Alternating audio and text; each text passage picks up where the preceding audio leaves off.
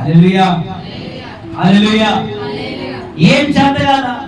ఏం చేయలేవా? ఏం పని బలపడదా? నీకు ఏ జ్ఞానం లేదంటున్నారా? నీవు ఇంట్లో పనికిరాని వాడిగా నేను ఎంచుతున్నారా? చదువుకుంటున్నావు కానీ వీడికి ఏం చేత కాదని నిన్ను ఇంట్లో ఒక నిందితుల వలె నిందిస్తూ ఉన్నారు. నిన్ను ఏమి చేసినా కూడా వీడు మారడాని నీ మీద ఒక తీర్పు అనేది వాడు ముద్ర వేశారా?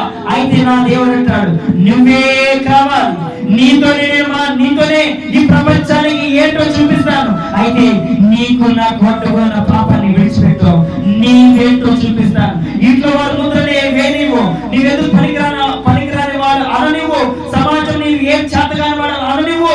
ఎవరు ఏమన్నా కూడా నేను నిన్ను ముద్ర ఉంగరముగా చేస్తాను, రాజకీయ మగుటముగా మారుస్తాను. నీకు నా నీతి రక్షణను ఆ వస్త్రము ధరింపజేస్తాను.